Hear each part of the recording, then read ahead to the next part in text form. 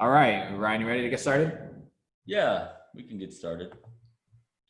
So hi everyone, my name is Eric with Followup CRM. Glad to co-host this webinar here with Ryan Groth from Sales Transformation Group. One of the reasons why we have this webinar that we decided to partner together to accomplish is basically Ryan puts the motivation behind what Followup does with sales tracking. So Ryan utilizes Followup CRM in a lot of the companies that he works with to help them hit their sales goals, realign their sales team, build high-performing sales teams, and that's what Ryan really does. And he uses Followup as one of the tools that he uses to do that. So we thought it would be a good idea to come together and talk together about how to go from like 0 to 10 full-time high impact salespeople. So that's kind of the why behind why we're doing this. And so what I want to do is hand it off to Ryan, who's going to share a little bit with us on how we can do that. Cool. Good deal. Well, hey everybody, thanks for coming on. And it's always great to be a part of what Followup's doing and their product roadmap and their service. It's just great. As I continue to go out there in the marketplace, there's a unique place for Followup's program to help companies. And to really committed to being successful, and the companies that I feel like that do the best are using Followup or something close second behind it with relation to analytics and metrics. So I'm really glad to be here. And one of the areas that I am excited to talk about is just recruiting and how to ramp up and go from 0 to 10 salespeople. A lot of you are like, man, we have a sales culture in place, or maybe we're starting to. Now what? What do we do from there? And recruiting is something and ramping up salespeople should be a very vital part of your organization if you want to grow.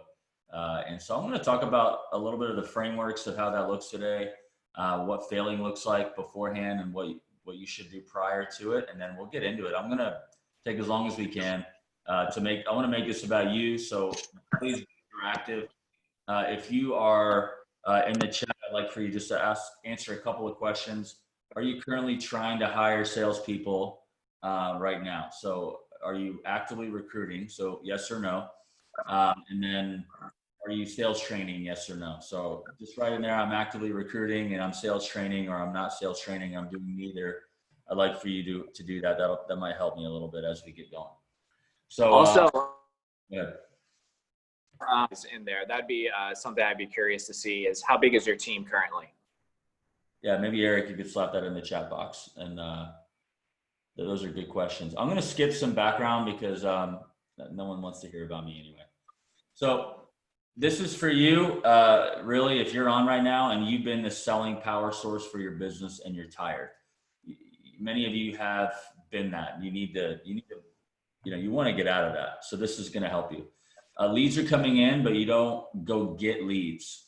So this is definitely for you if you're not a hunting for new business type organization and you're just wondering, how much are we missing out on if we actually prospected for new business? We don't really even try. Our brand brings in work, our reputation, which is the most common thing, and that's great. Those yield the highest close rates, but you're not really trying any more than that.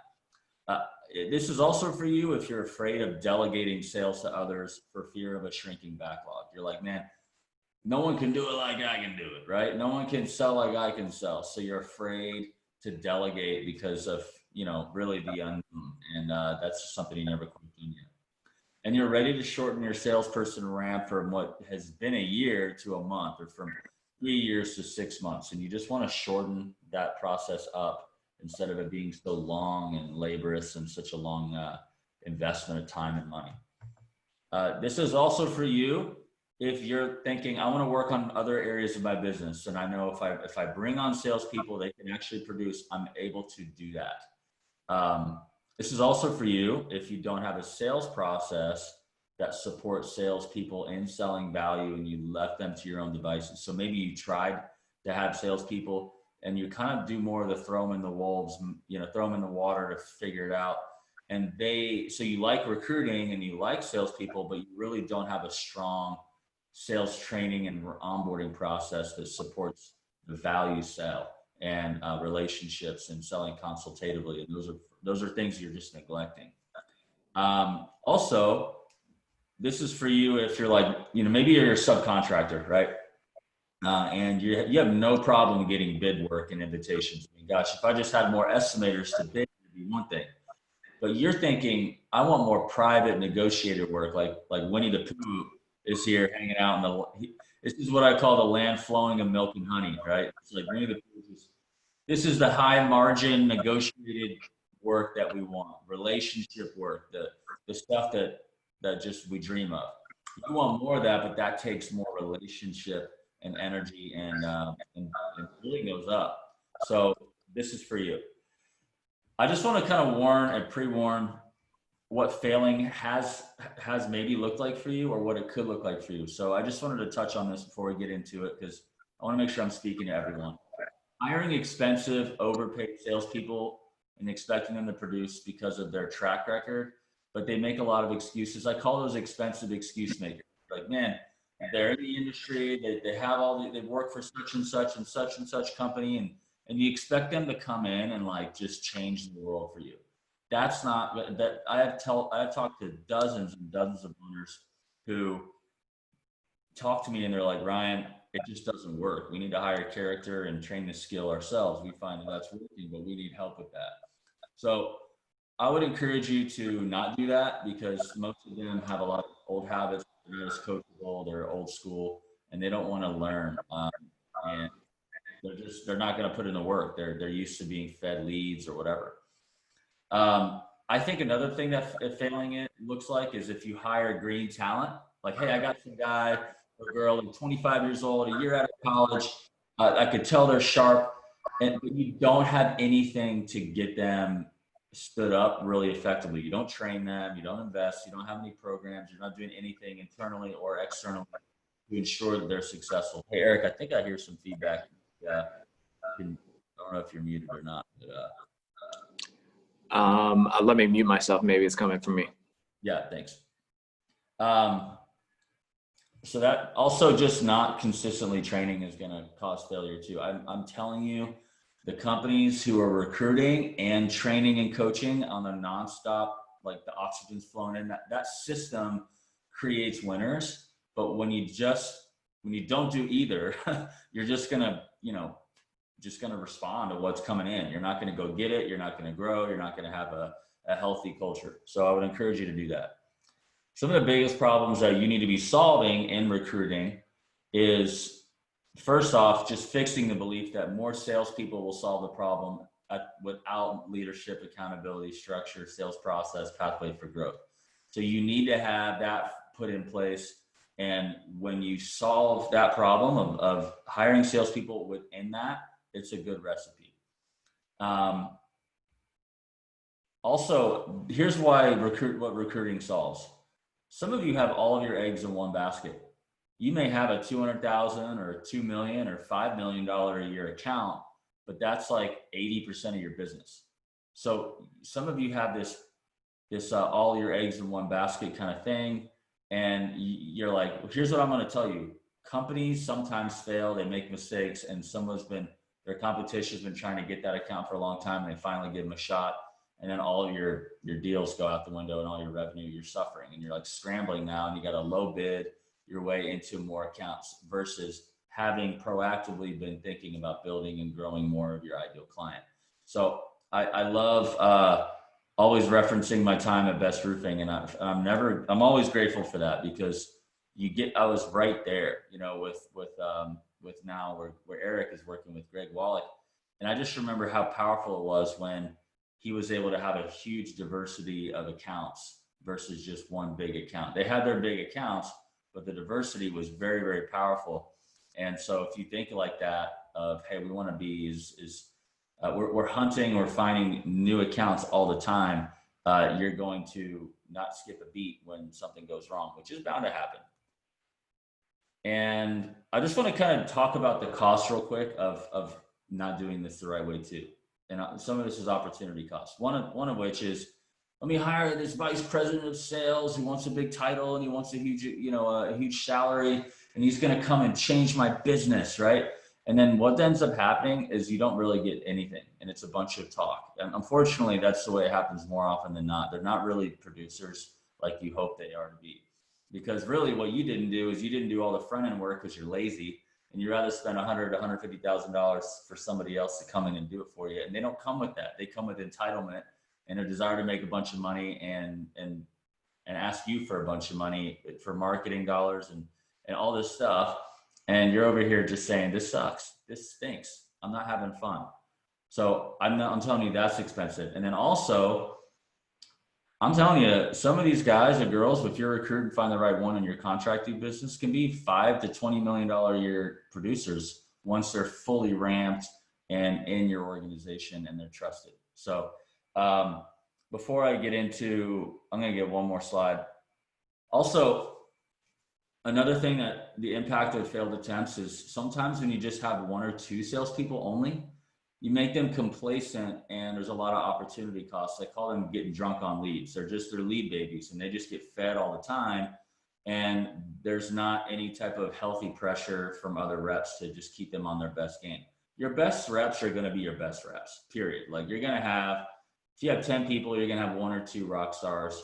Even if you try to vet them and do your best to vet them, you're still going to have a couple that rise to the top because that's just the nature of those competitors.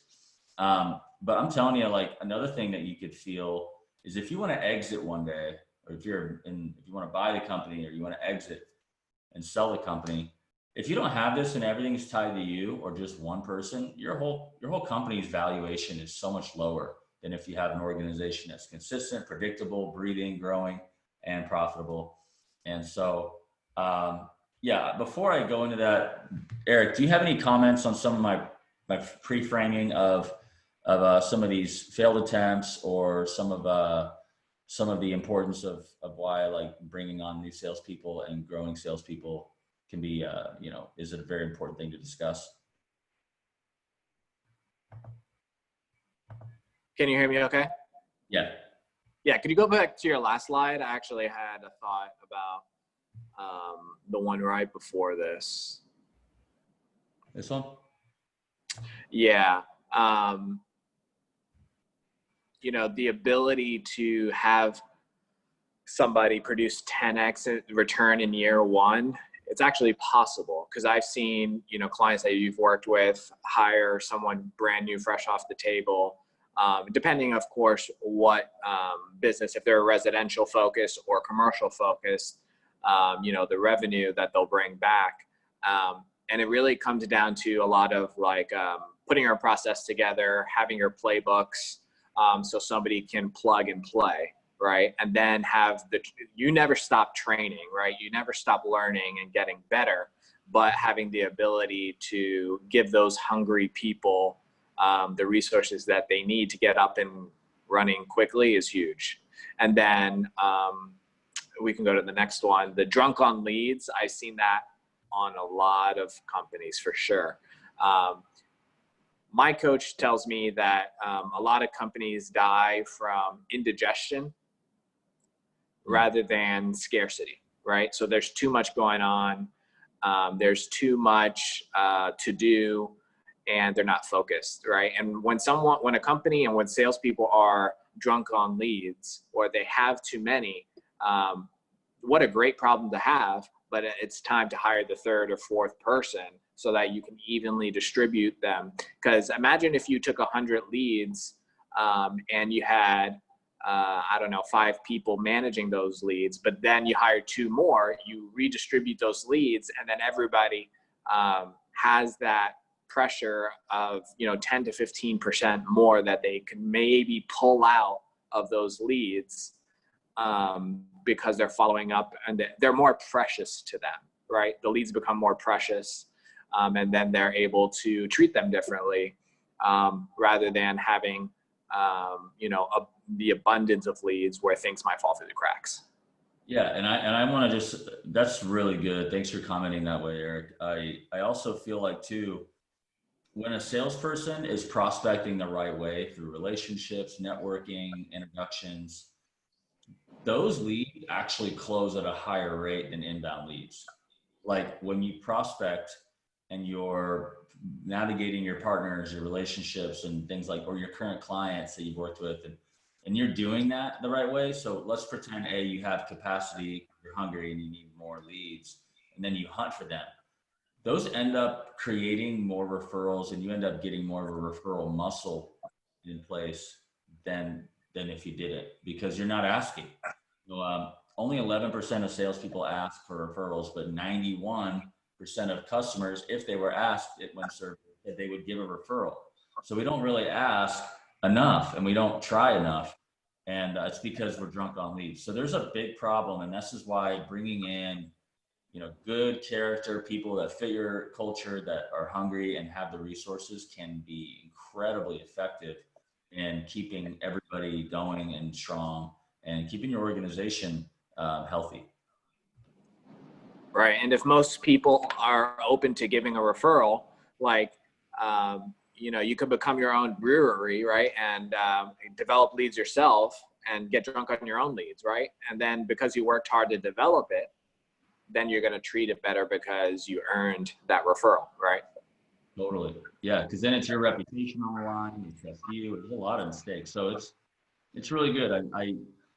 It's tempting because I want to spend money on marketing and get inbound leads, but then I'm like, we're so effective if we just ask relationally and prospect.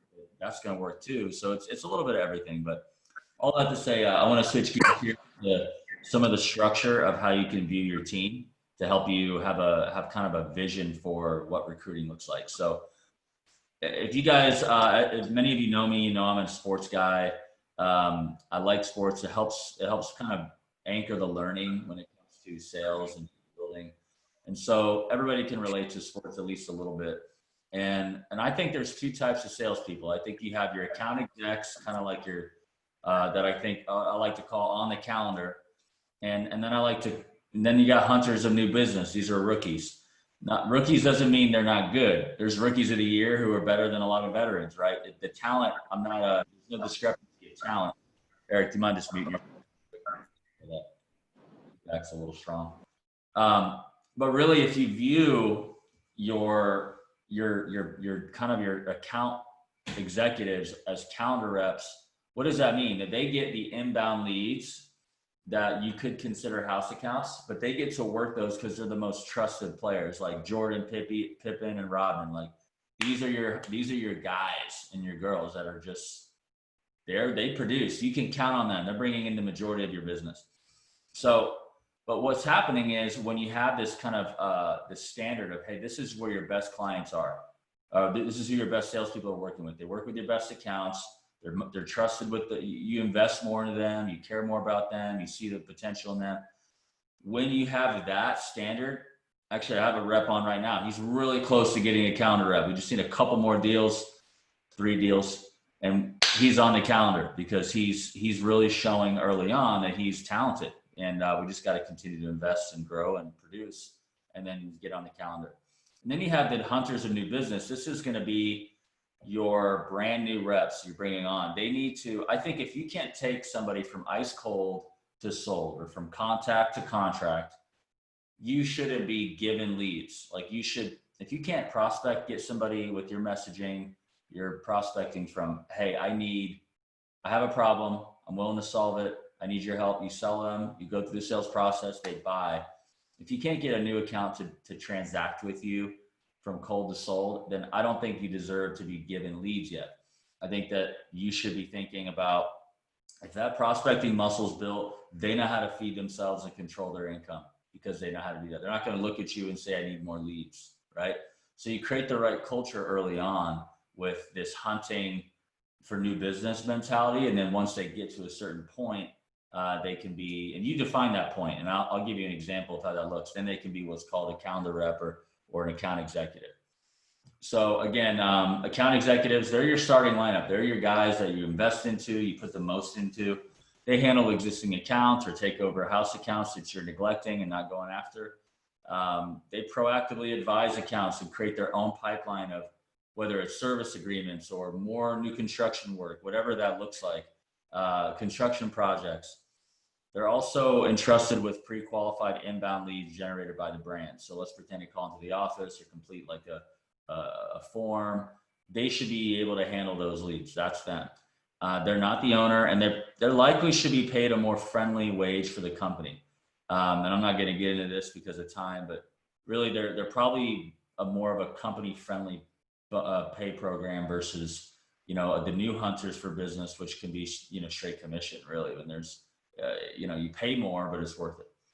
So that's something that I would encourage you to definitely look at. Like, look at our existing team and say, okay, these are our guys that we can invest into, and then we have our hunters for new business. And what I would encourage you to do is, if you're a service company, lead with service. You know, if you're a new construction company, you know your highest margin, lowest ticket type of work. I would not try to get a brand new 27-year-old, or even if they're older, it doesn't matter. We have an older rep that's joined our team that's having a great first couple of weeks, and he's 55. It doesn't really matter, but you want to have a high margin, low barrier to entry type of strategy as best as possible to get you to build these relationships, so these hunters can find some quick wins and not just go for the $1 million, $2 million job every time. If there can be something like that, that's going to get them quick wins. It's going to get them momentum and put some points on the board that they can start to expand those accounts. So I think that once the hunters reach a certain point, they're able to create a lot of long-term value for the company. So you can pay in commission. There may be a little bit of a higher percentage of the gross profit, but maybe no base pay. So for example, like, I think that a company should be paying 20 to 30% of what the gross profit is in the business. For example, if they sell 500,000 of new business and it's a 50% margin, so $250,000 of gross margin was sold by somebody. And if it's 20% as their commission, as a wages percentage of that 250, that's a $50,000 pay. So there's some ways to really cut that. That's super simple. And then once they kind of get to a certain point, you can just give them a base pay with a lower commission or a bonus program. But really, they've created it and they've earned the right to do that. Maybe after landing 20 accounts or $100,000 in high margin sales, they can become a calendar rep and grow their account base and get fed inbound leads. So what you want to do is create like a teleology where they see a visual of, hey, here's month one. I do this. I train, do outbound prospecting as a rep. I do conduct discovery calls, set appointments, and other reps that close with me. The existing reps or the owner, right? Month two, they start closing on their own. They close 10 to 20 deals, maybe 100,000. You set the bar, and then they become somebody who can handle the inbound leads and get entrusted those kind of branded leads, and things like that. And then they just continue to grow. So you want to give them that teleology. So Richard, this is not in the training yet. This is actually stuff I'm doing with my mastermind clients right now, who pay a little bit more. We're getting this all stood up. I'm actually doing a second recruiting workshop today. So I'm not sure when I'm going to put it into the course because of the value, but it's definitely available soon. We'll talk offline for sure. But I can give you the slides here. So I think that in order to assemble this correctly, there's a couple things that need to be in place first. First off is sales leadership. Would you rather have your high school offensive coordinator leading your team or Josh McDaniels of the Patriots dynasty? It's kind of a no-brainer. That's like what's going to happen if you have those different types of coaches in place. So I think that what I noticed is that when the sales leaders, especially the ones that join my program, regardless of the trade, it doesn't matter. When you have sales leaders that are being challenged by a coach like me, and they're challenged by one another in a peer group environment or a community environment, they realize that they're not so like they get inspired. It's refreshing to be around other sales leaders and be like, man, what are you doing? What are you doing? And they can basically mastermind themselves into a better standard that they could set for their group because there's some contrast perspective. And most of the time they're probably going to be selling too, but really you got to have that in place. So if you're the owner, you need to assume that role. If you have a talented sales leader, they need to be trained and coached to be a better sales leader. Like they need to be coached to do that. They need to be held accountable so that they can coach, they can hold people accountable, they can motivate, they can recruit. So sales leadership, first and foremost, before you start recruiting, you need to have a sales leader defined and they need to be challenged. And then secondly, you need to realize like there's a sales mindset that gets a rep ready to work more than anything else. So what will get them to take massive action that I'm noticing are two things.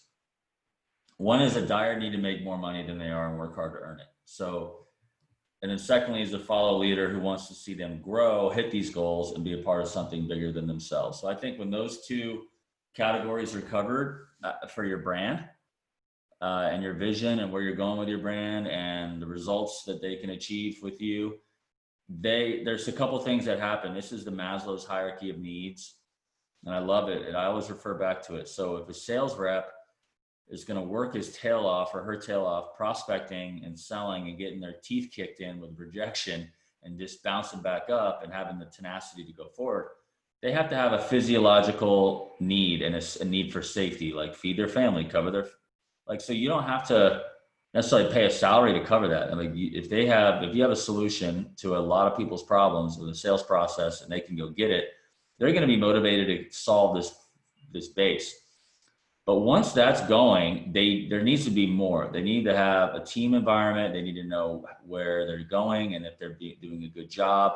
So sales leadership, when they foster this area, it can get the most out of a person. And it's not even saying that, let me say that differently. It's not even about getting the most out of a person. The person will have the most success with you here, right? When these things are fulfilled. So when you have a salesperson, remember the mindset that gets them going, and at least in your world, to be successful for themselves, these have to be there. And that's why good leadership and, what I would say is if a salesperson has a bunch of options, they're a Harvard grad or they're your buddy's son or daughter, and they're just looking to kick around something and learn, they're not going to be great salespeople for you because they're not going to care and try as hard. So I would just be thinking about this first off when you're putting together your structure. Secondly, I think it's really important when they do come in to set the bar at a certain level of where they are as a sales professional. They need to be evaluated so they know where they match up against what a good sales rep looks like.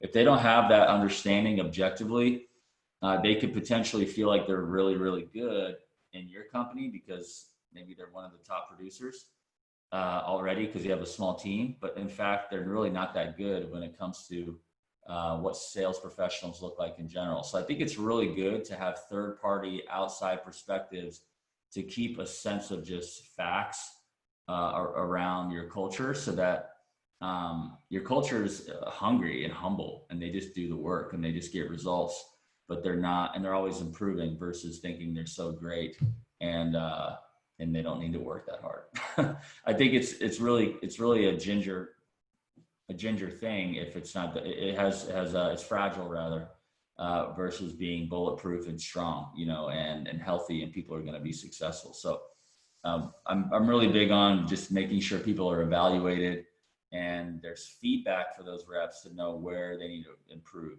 So whether, wherever you get that, you need to have something like that so that the rep is like, man, I know I need to focus. I know I need to get better at this mindset. I know I need to get better at that, versus it being an opinion and you're wondering, what the heck, why aren't you better at this? And you want to know the why behind all that up front. Any comments, Eric, on any of this these last couple slides?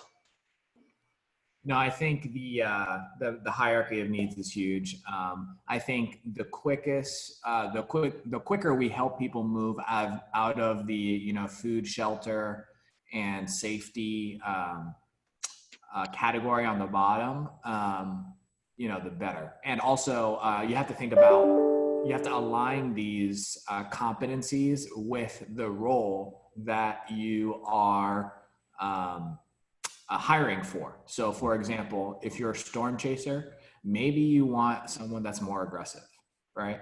If you're a if you're managing a GC relationship, maybe you want someone that's more relationship focused. If you're a service, commercial service, maybe you want a blend, right? So aligning that with the right sales role is huge. Yeah, that's a really good point. And I think that also, like, you could just pay people salaries if you wanted to, but obviously there's going to be a cost to that and not a certain ROI. There's less risk if you pay commission. So I think that if there is an entry level commission environment that could potentially earn their way into a salary that will equate to success, I think you're going to get faster results, but you may see turnover. It depends on how good of a ramp up you have in your playbook. It's really as good as your system is and your demand and your And your you're trying to be at your company, right? Say that again. It's important to think about how you want to design your culture and your environment at your company. If you want a sales hustling type of team, then your compensation and roles have to align to that. And how aggressive you want to capture, right? Yeah, there's pros and cons to a lot of this, and so I'm not saying do this right now. It would have to probably be conducted on a strategy session for sure to go deeper. But absolutely, when you have a commission based comp plan, especially with the early stage reps and their growth with you, you're able to be more aggressive in recruiting more people because you're not putting the upfront salary together. And that's going to dictate how selective you are on bringing people on. So those are some things to think about. Also, Eric, thanks for that. The comments are great. Another thing that needs to be in place as well before you get reps on board, or else they're going to be failing, is a defined milestone-centric consultative sales process. Okay, you can tell your sales reps how you sold in the past, but if it's not defined and if it's not milestone centric, if it's not consultative, they're going to be salesy. They're never going to sell like the owner. The owner's got passion. They know the business inside and out. Sales reps are not going to be the same. So you know, unless you've been, I like to say too, like unless an owner has been highly trained in sales, they're never going to be able to create a good sales process that gets a brand new rep to actually sell at a high level. Because how could you come up with that? I mean, that's what sales experts do. And so it is deep, but all that to say, you need to have a really strong defined consultative sales process in place. And that's going to be the backbone of what you hold them accountable to and coach them from. Just like any sport or anything, there's a fundamental to it. So I'm a big fundamentalist, and I believe that if you do things fundamentally sound every day, consistently, that's where the results come. And so I think that having that in place is very, very important. And I have that, and I teach that in our program. It's something I've been teaching for years. Even when I was at Followup, we had another thing called Stairway to Victory. It kind of was a scrappy one. The one we teach now is more complete and supportive of some of the milestones that I believe need to be done. So wherever you get it, just get a really good one and have something you can coach to. And then that leads me to coaching. Like whether it's my program or someone else, like you gotta have a system and a coach outside to help you guys. Whether it's one coach or another coach or two, I don't care. You gotta have a coach. Like if you don't have somebody that can give you guidance, give you feedback, tell you the hard things, and set a standard really high, you're going to feel a little lost, and they're not going to ramp up nearly as fast. They're not going to develop as fast, and you're leaving a lot more money on the table for not getting them to the level that they can be than having, than the cost of coaching, so there's a lot out there. But, I don't know if you've ever had a son or daughter that there's like playing piano or playing sports, and you've been telling them to do something for a long time, and then the coach says the exact same thing, and then all of a sudden they're like, whoa, I need to do that. Why is that? Well, the coach deals with a lot of other companies, and they know what success looks like if they're a good coach. And what happens is they respect that opinion, although you're the owner or you're the father or the son or the mother. They respect the coach because of all the interaction that the coach has likely had. This doesn't mean that that's the situation with you, but if you want buy-in, you need to get some third-party help. And there's a lot of value in that, so just something to think about. Also, if you want to be very successful, you need to have technology to really leverage the output of the reps. So one of the things that we're doing, and we're starting to teach others, is using LinkedIn Sales Navigator for detailed lead searches and your specific criteria, and then using a program called Lead Leaper to scrape the internet of LinkedIn Sales Navigator to verify emails and then give you a list of emails. Then you can add them on LinkedIn. You can use a U-Link campaign program to automate the connections on LinkedIn to build your network, and even to do some messaging on LinkedIn. Some of it isn't as personalized, but you're able to put liquid tags in this to make it personalized. And then you can send personalized emails.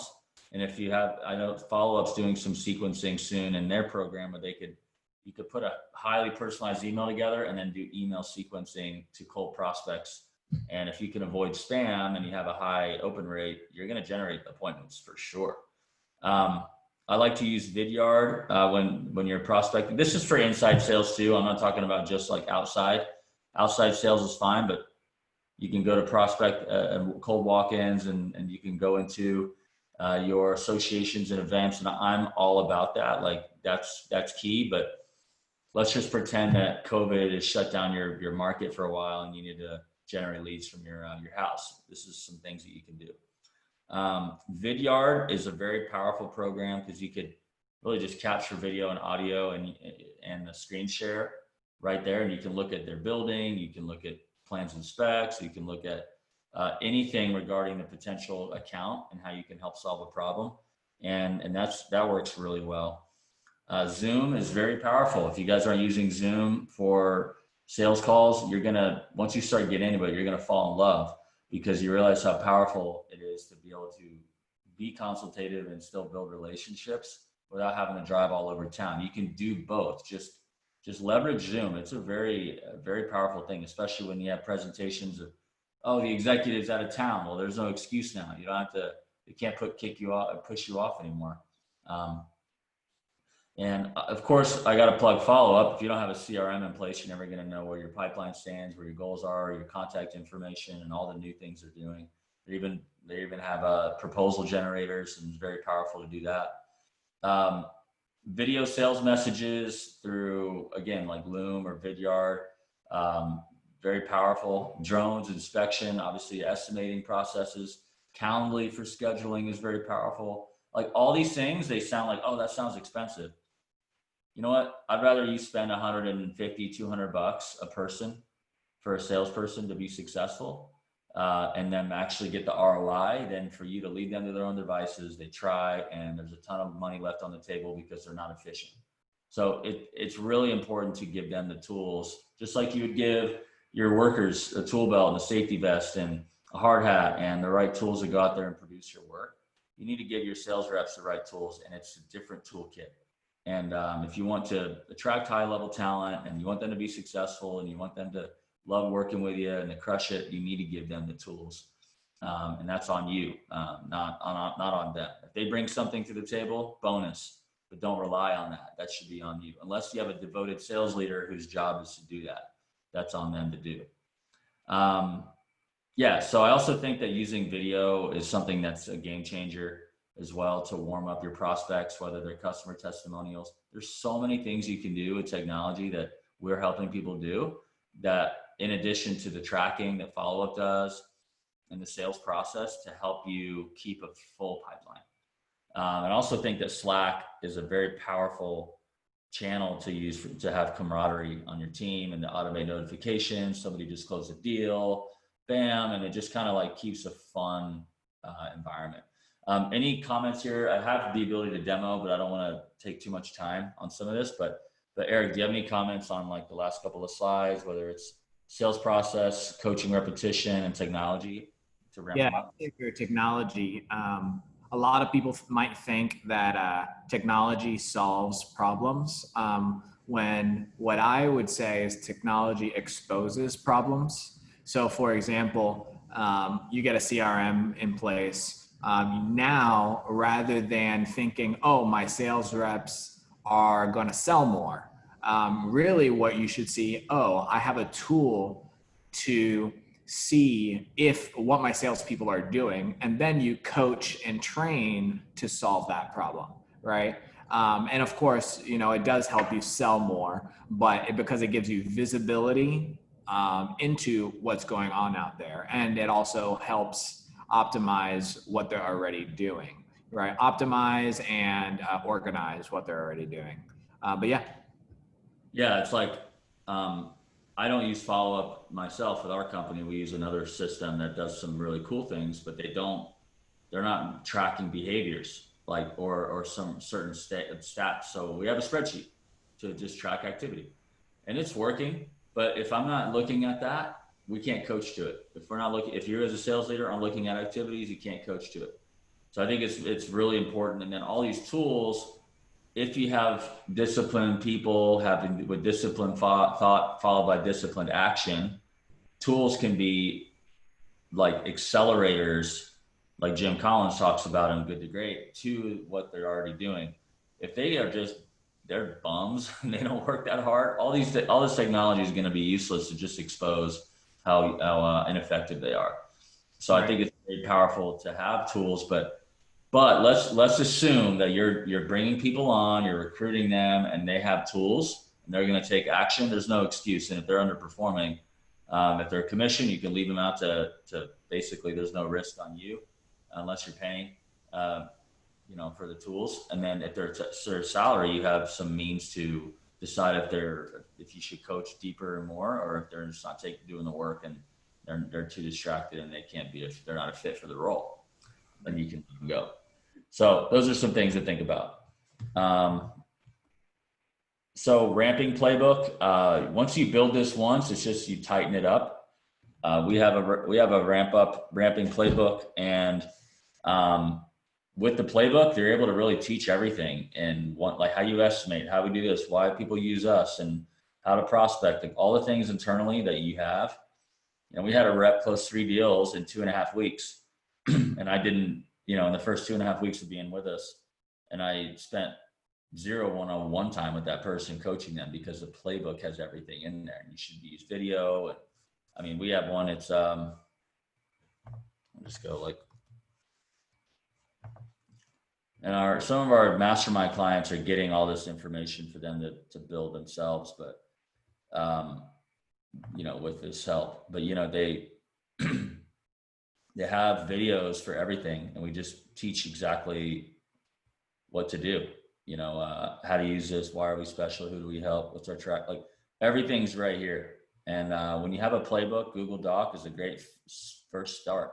It's 23 pages. I mean, it's not light because you get all the detail in there. But then once you build it once, no more ride-alongs, no more wondering where, if they retain that information. So if you don't have a playbook, you're really cutting yourself short.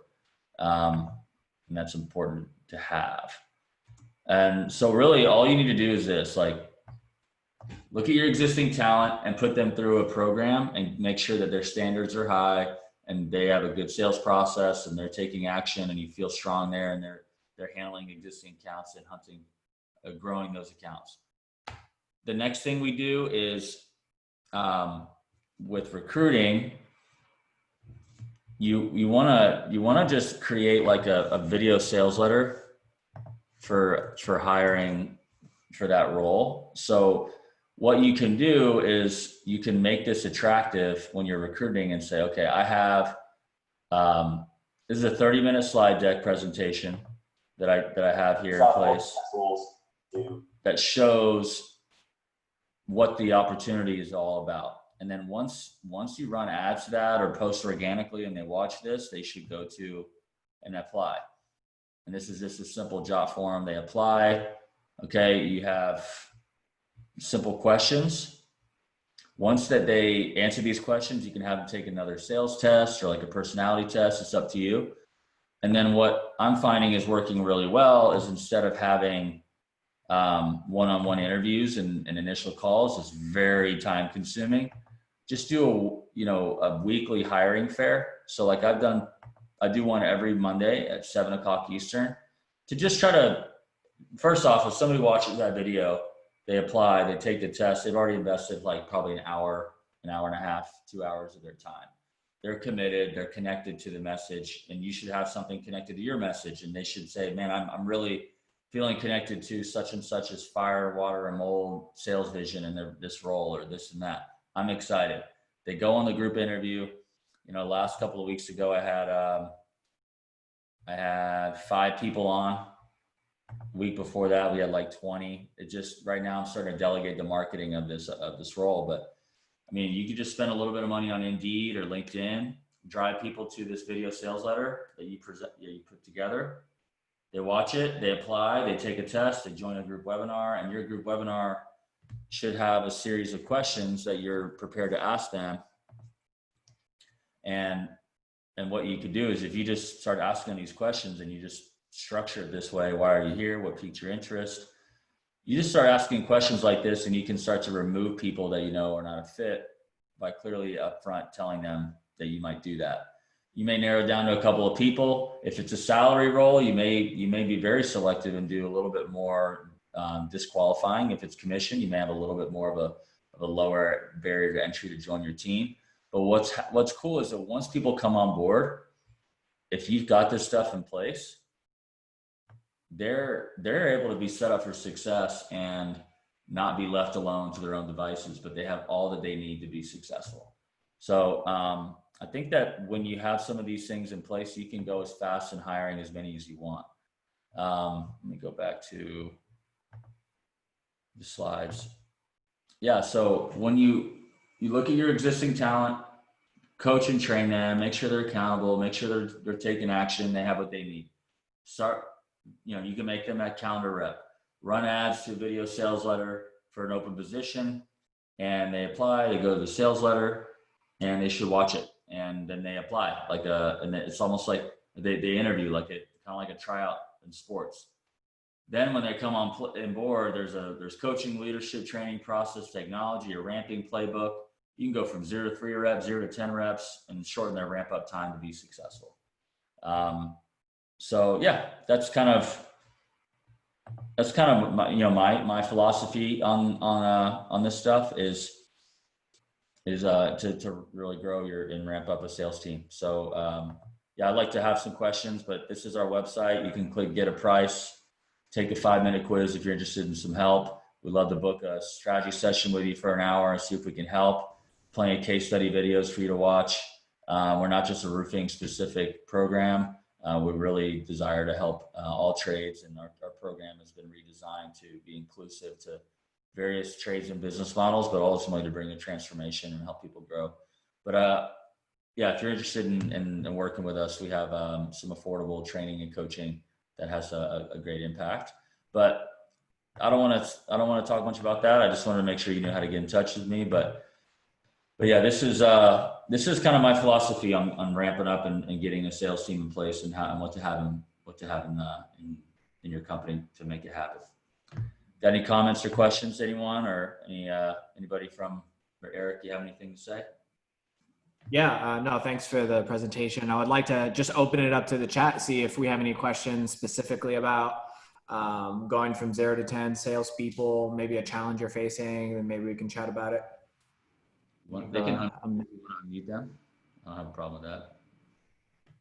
Sure, we could do that. If anyone wants to hop online, we can unmute you, and you can share with us.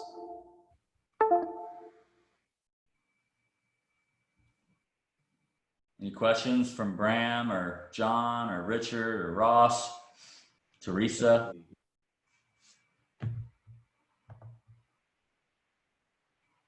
Great, thanks, Bram. Cool. Yeah, Bram, we've never met, so I'd love to connect with you at some point. If you want to schedule a call with us, this would be great to connect with you. We love working with people that use Followup. They're already a step ahead, and then we can just take it to another entirely new level. Yeah. Bram, don't be afraid. If the sales team will set you free. Okay, once you get this down, it'll set you free, and it'll allow you to really invest in other areas, and you'll be able to breathe in a way you never breathed before. So Yeah, I'd When encourage you. handing stuff over, it's hugely important just to document it, right? Document, then delegate. A lot of times we just want to delegate and say, good luck, right? But, if we document it down to the details, then they have a playbook that they can follow. So that's huge. Yeah, and it used to be like, I need a big folder and you got to print them out. Dude, Google Doc, videos, upload to Vimeo or Wistia or use Bullet video. point. Just simple. Just put it in, and it doesn't have to be a scholarly encyclopedia text. Just make it. Just get somebody in the game and make it you and make it real. Some of our clients are doing videos, right? That's a lot easier. You don't have to type anything out. You just talk, and that's training. That's something that you could do. Yeah, we're definitely a big proponent of that. Videos, demonstrations of screen shares of how you use your software and all that stuff.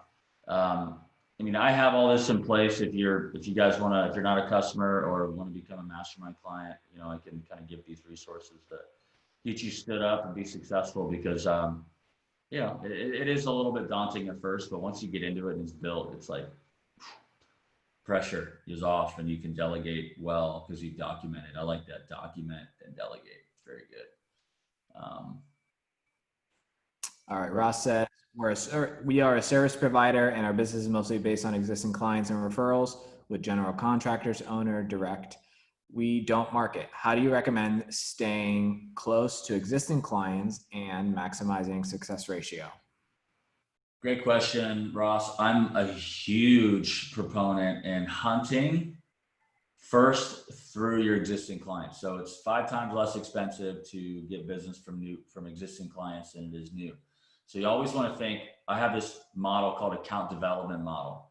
So what that means is you're first off, you make sure the relationship is strong with your client. Secondly, you see if there's any other work that they have that you can advise them on and be kind of the first impact on. You don't want to be the last one.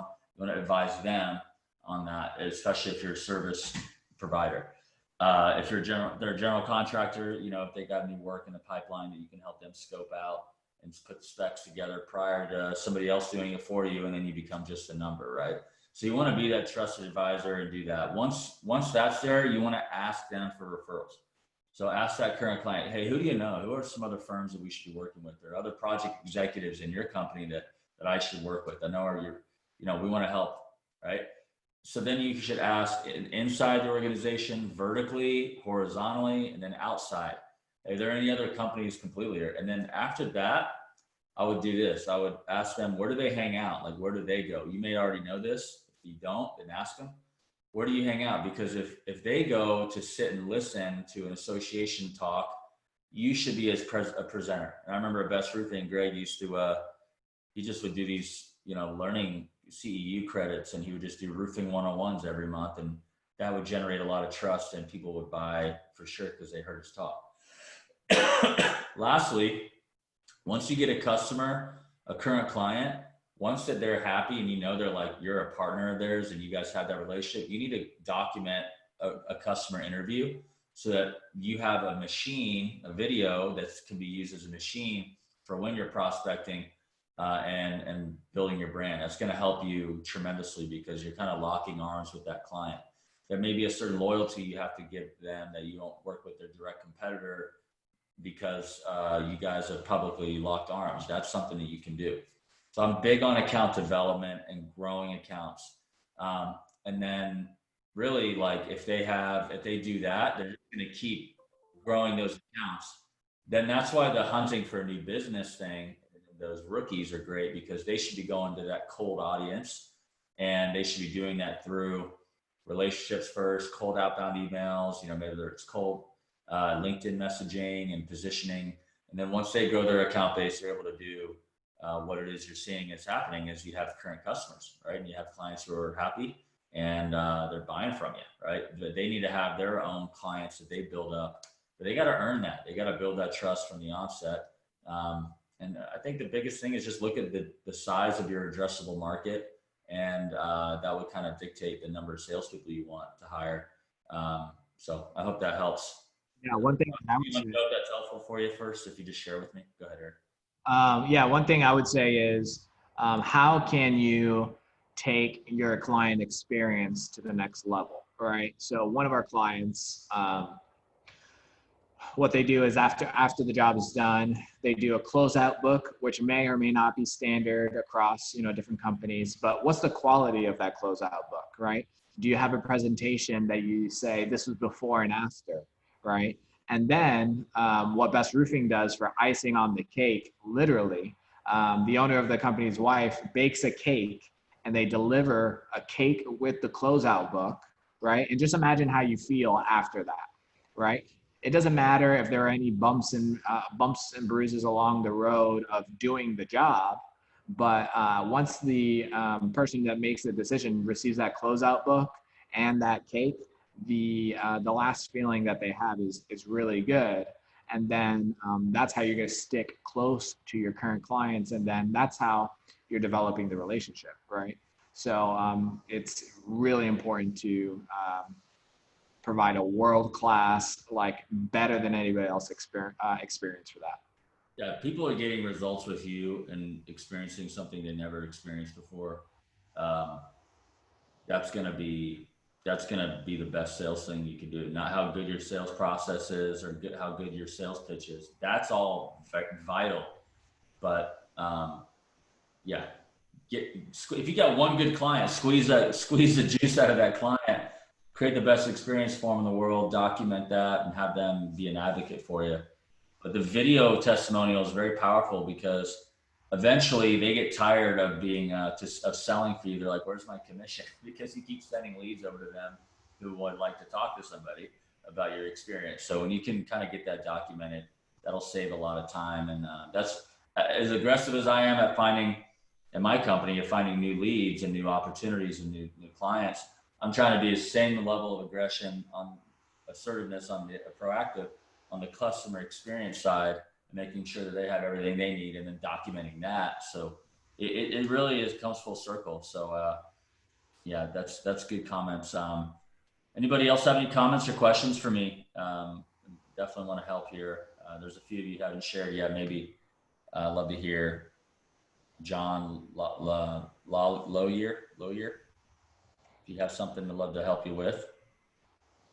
Well, guys, we're kind of coming on the hour here, so I don't want to necessarily take any of your time. But what I'd like to do, if you guys have any questions, we'll follow up. I'll send Ryan's contact out, my contact, and a copy of the video out so that you can have that there for reference. But wanted to thank you guys for joining. Thank you, Ryan, for the great insight here. We look forward to doing it again with you very soon, and we'll have more thoughts to share. Cool. Thank you. You guys have a good one. Don't be afraid to reach out. Love to speak with you guys about how we can help. See you later.